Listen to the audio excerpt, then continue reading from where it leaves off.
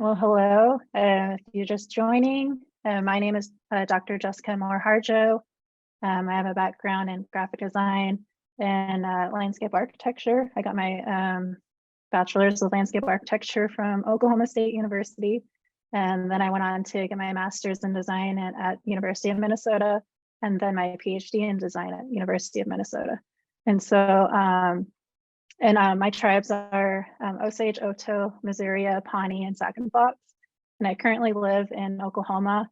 This is where my home is. My people are. I have an art studio in Tulsa, Oklahoma. And I own a small business called We Don't Be Designs, where I do jewelry, wearable art, and I also do freelance graphic design work. And I also, I'm not currently teaching in this semester, but I do sit on a capstone committee for graphic design seniors at Rogers State University in Claremore, Oklahoma. But I do have experience also teaching at the University of Minnesota and then at Rogers State University here in Oklahoma. And I do teach graphic design, typography, have taught Native American art. And so just a lot of different angles and hats that I've worn in the past. And so I would like to share my screen and talk a little bit more about my research. I realize, 20 minutes isn't a long enough time to adequately go through all this wealth of time and years of work that I've done and put into this. But I think it's important to at least highlight and give you a overview of the work that I've done in working with the Osage Nation. The Osage Nation is a tribe in Oklahoma that is technically the language there is endangered, but we have no speakers left. Our last speaker passed away a few years ago. And so what we are currently working with is teachers and language learners that have English as their first language. And so they're classified as second speakers. And so we are in a reform process where we're shifting more towards documentation and trying to get the language taught to our children. We have an immersion school. We have a school that it's up to, I want to say, 6th grade right now, where we're teaching the language to children. We have language nests that aren't fully in Osage, but they're getting there. And so that's part of the work that I've wanted to jump into as a researcher, design research. And because I asked myself when I went into the doctoral program, how could I, as a graphic designer, help with the revitalization of the Osage language? And so we have developed. I didn't design the original orthography, but are blended from Latin-based characters. This orthography was created in 2005, so we're not. It hasn't been very long where we've had this as a resource to teach, but we've had to develop this to help our teachers teach the language. The need for this research, again, we have this new orthography that our teachers are utilizing in the classrooms. They're teaching it, but as I mentioned before, if you're in the previous panel, the problem with having this new language, this new visual language, this orthography, is that we don't have resources that these children can learn from, that adults can learn from. We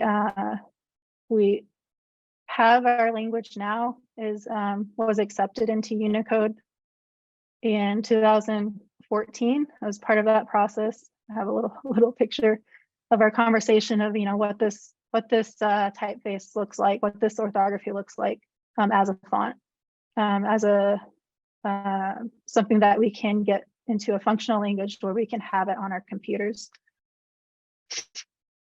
So fast forward to the research that I did was my master's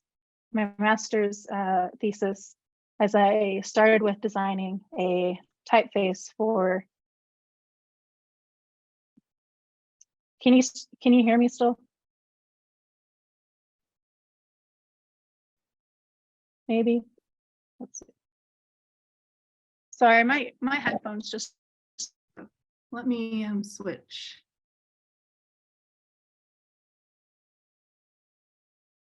Can you guys still hear me? Okay. You know how it is in your headphones, that I just beep in your ear and they cut out. Okay, so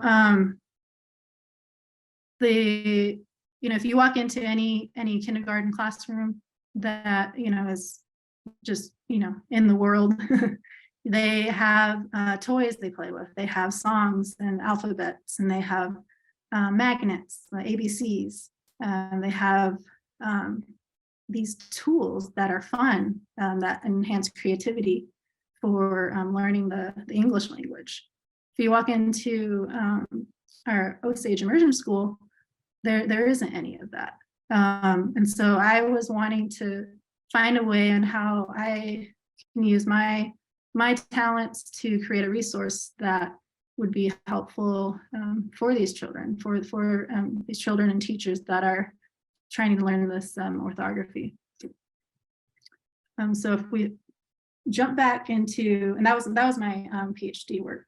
So my master's work was first developing this typeface design that is really based on the arts of the Osage. And these are just a few images that, in my opinion, are unique to the Osage people. So, you know, you have yarn belts, weaving.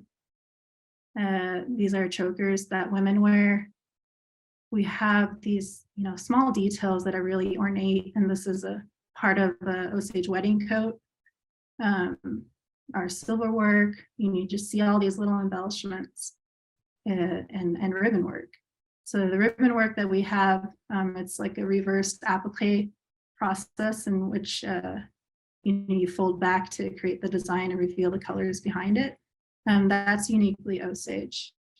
And so when developing my typeface, I wanted to include all these little characteristics with the design, but I also wanted to get a little bit deeper visually. So I wanted to include motion. So motion is, to me, like the movement of our people, the way we dance. And so we, Osage women, and this, I'm going to show this little video of a cloth dancer and a straight dancer. If you're not familiar, you can kind of see just the elegance that is shown here. And this woman right here is actually my sister. She is wearing Osage clothing, traditionally Osage skirt, but you can just see like the grace that is evident in the movements that she's making and creating with her body to the songs. And then if we look at a male dancer, this is my brother-in-law.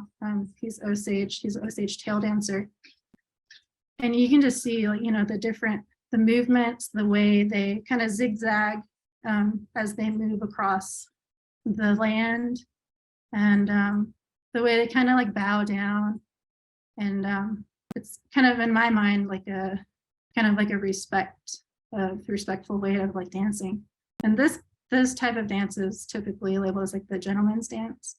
But we have our dances, and I really wanted to look at the way we move as dancers in this typeface design. And so what I did was I took videos, I took photos, and then I analyzed those forms. So we're looking at the angles that are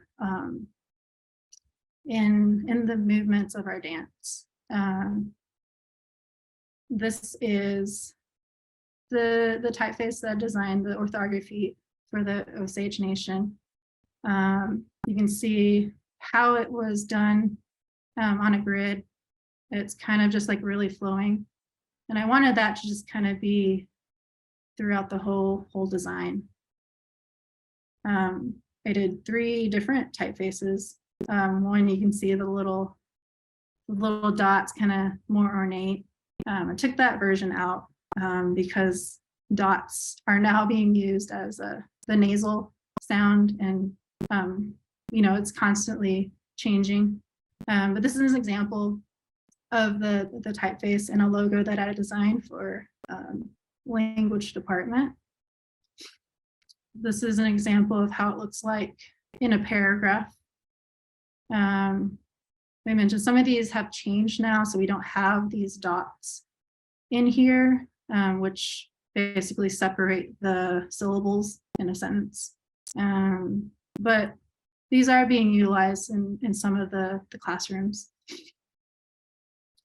So jumping into my doctoral research, I used this typeface as a base to create a resource to observe in the classrooms.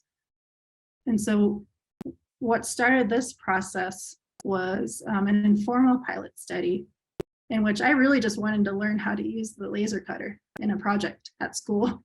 And so I was like, what can I cut, And I just designed this typeface, and I wanted to cut letters.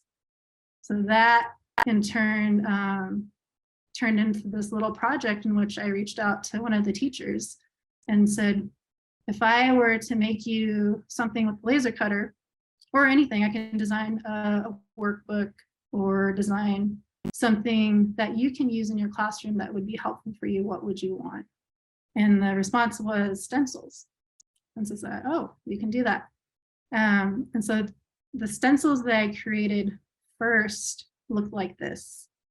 They were individual stencils that contained one letter in each, and these were 2-inch letters. And the idea behind that, the teacher expressed, was they wanted to create flashcards for students to use. And so we designed them to be 2-inch letters, to be that sort of size for flashcards. And then they began to be used elsewhere. So they see the student is making a poster. The teachers then started using it to create materials to hang in their classrooms.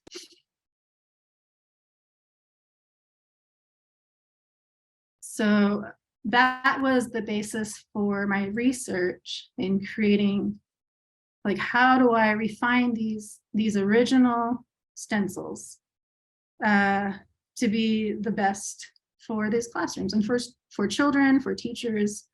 I had a follow-up conversation after these original stencils were in the classroom after about a year and a half. And they expressed that they wanted smaller stencils. So we created a set of smaller letters. These are about 1.5 inches tall. And they expressed they were using these stencils mainly for signs and posters. The students used them for all of their posters, but the letters were too big and running off the page and had to go into 2 or 3 lines. So we wanted a smaller version of these stencils. So we did that. And we also were looking at an even smaller stencil. So this is like a all-in-one stencil that includes all of the letter forms in a single thing. And I don't know if you can see my face here, but this is what it looks like. Tested materials. This is extremely flexible. This still has the masking on it, so this is clear, but safe for people to use, especially children. So I created the smaller individual set and this all-in-one set, and wanted to get this research project involved with several age groups. So I got 5 teachers to work with me, where I gave them a set of these stencils, and without any prompt in how they wanted to use them. I just wanted them to take the stencils and use them however they wanted to in their classrooms. Total of 48 language students were involved in this study. Basically I wanted to learn how I can redesign these stencils if they needed to be redesigned for the best use for the language classrooms, and also to provide a resource that is desperately needed for learning. Some of the questions I wanted to answer helped provide me with that goal.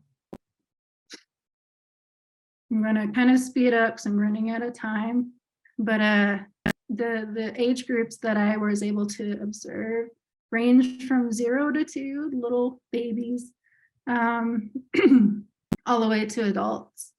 This is the stencils that I gave each teacher. So they had 1 large set, 2 medium sets, and then 2 different sizes of like the all-in-one stencil. So there was a larger stencil and then that smaller stencil. And so we look at what occurred in the classrooms. So the student group A, ages 0 to 2, it's actually 6 months and above.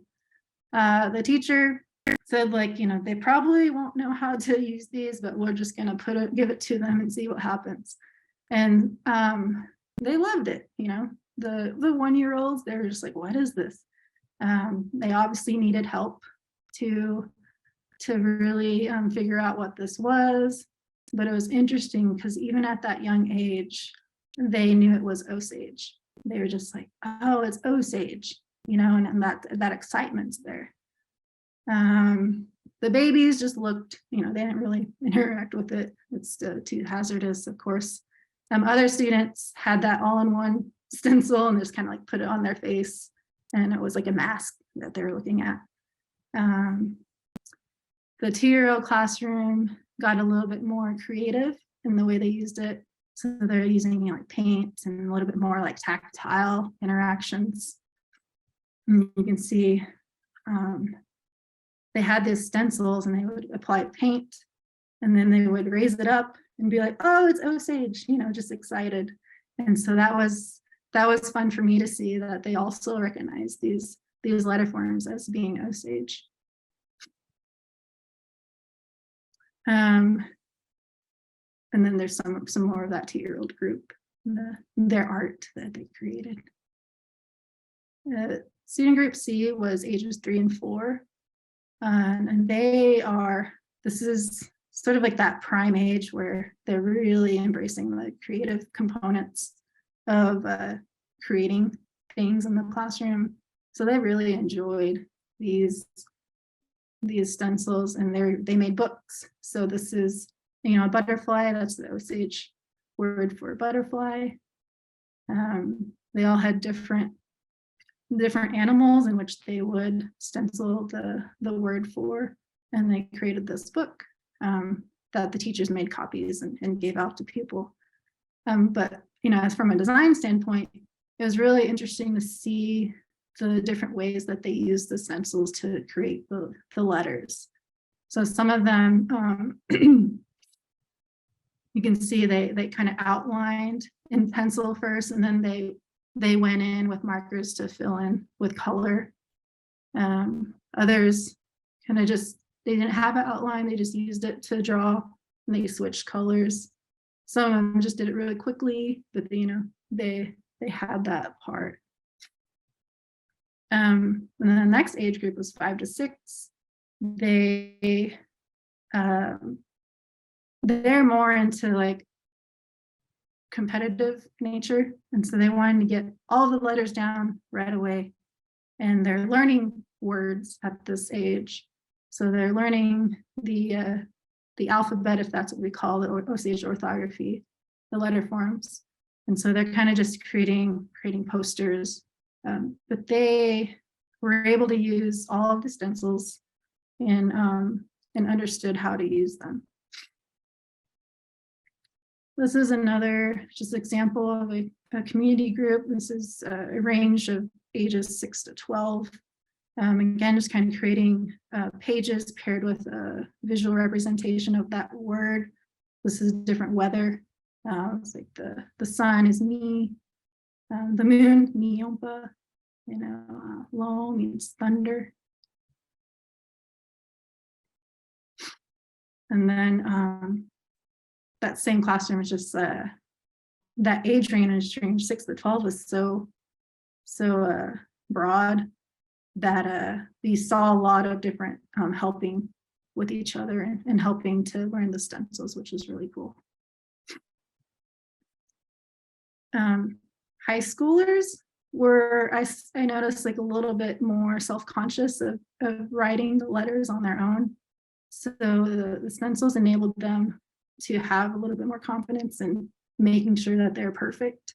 And you can even see like they're making this poster and had to really use a ruler to make sure it's lined up correctly and all of that. But that's just like the different age groups and how they use these stencils. There's another example. And let me check my time.